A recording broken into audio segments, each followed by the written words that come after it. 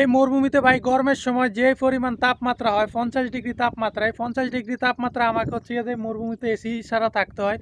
AC fridge আমার কাছে কিচ্ছু নাই, ঠিক আছে, কারেন্টও নাই এখানে হচ্ছে যে আপনার কারেন্ট এসি কিচ্ছু নাই, এগুলো তারাই থাকতে হয়।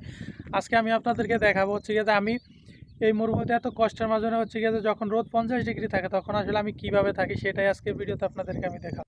গাইস, অনেকে হয়তো বা প্রশ্ন করতে পারেন, ভাই আপনি এত মরুভূমিতে থাকেন, গরমের সময় অনেক রোদ, ঠিক আছে, দিয়ে গরম অনেক, প্রায় 50 ডিগ্রির মতো হয়ে যায় আমাদের এখানে মরুভূমিতে, 50 ডিগ্রির মতো গরম হয়ে যায়। তো আপনার আমার মাজরাই কিন্তু হচ্ছে গিয়ে যে নাই, ফ্রিজ নাই। আমার এই যে খেমাতে দেখতেছেন না, কোনো ফ্রিজ নাই। তো গরমের সময় আসলে আমি পানি খাই কীভাবে? পানি আপনার মনে করেন না যে নর্মাল যদি এরকম এই যে এই জারকানগুলো দেখতেছেন না, জারকান, পানির জারকান, বোতলে যে পানি থাকে এই পানি একদম আগুনের মতো হয়ে যায়। তো আমি একটা হচ্ছে গিয়ে যে সিস্টেমে কপিলের অনেক বলছি যে একটা ফ্রিজ দিতে, কপিল হচ্ছে গিয়ে যে ফ্রিজ দেয় না। তো আমার কি দিছে একটা, দেখেন এই যে এটা দিছে। এটা হচ্ছে গিয়ে যে আধুনিক যুগে মানুষ, আদিকালে যখন মানুষ যেভাবে পানি খাইতো সেভাবে হচ্ছে গিয়ে যে পানি খায়। এই যে এটা দেখেন, এটা হচ্ছে গিয়ে যে একটা মাটির পাত্র, ঠিক আছে। এই মাটির পাত্রটা এদিক দিয়ে অনেক গুনি গুনি অনেক ছিদ্র আছে।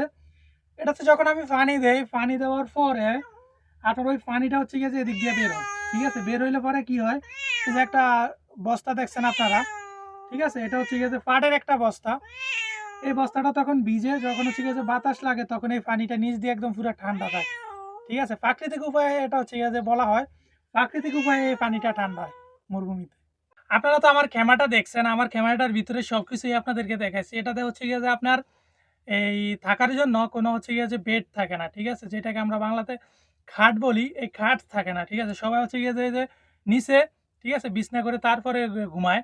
তো আমি আসলে ভাই হচ্ছে গিয়ে যে নিচে ঘুমাইতে একটু আমার ভয় লাগে, যদি কোনো কিছু হচ্ছে গিয়ে যে বিচ্ছু আছে বা যদি সাপটাপ আসে, আবার হচ্ছে যে আমার ভয় লাগে। আর আমার মাটিতে শুইতে ভালো লাগে না, এই জন্য আমি হচ্ছে গিয়ে যে খাট বানাইছি কীভাবে দেখেন।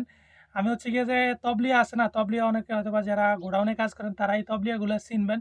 এই তবলিয়া দিয়ে আর হচ্ছে গিয়ে যে বলক দিয়ে আমি হচ্ছে গিয়ে যে বেডটা বানাইছি। তো আমি উপরে ঘুমাই, নিরাপদে ঘুমাই, রাত্রে আমার ঘুম হয় ভালো ভাই, ঠিক আছে।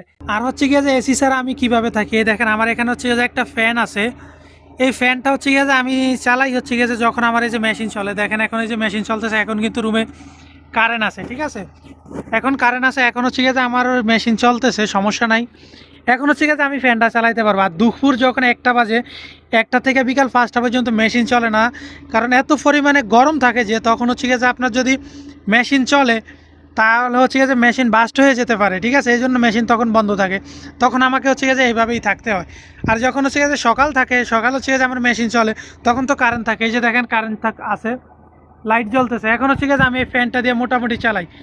আর যখন ফ্যান না চলে তখন এই যে ভাই এভাবেই সহ্য করে নিতে হয় গরমের ভিতরে, ঠিক আছে। অনেকে হয়তো বা বলবেন যে ভাই আপনি মোবাইল চার্জ দেন কীভাবে? এই যে দেখেন, এটা হচ্ছে গিয়ে যে এখানে হচ্ছে গিয়ে যে কারেন্ট আছে, ওই যে দেখতেছেন, এটা হচ্ছে গিয়ে যে আমার মেশিন। এই মেশিন যখন চলে, এই যে জেনারেটরটা দেখা যাইতেছে, এই জেনারেটরটা যখন চলে তখন হচ্ছে গিয়ে যে এখানে কারেন্ট আসে, ঠিক আছে। কারেন্ট আসলে পরে যে আমি মোবাইল চার্জার লাগিয়ে রাখছি, তখন হচ্ছে গিয়ে যে আমি মোবাইল চার্জ দিতে পারি এখান থেকে, বুঝতে পারছেন।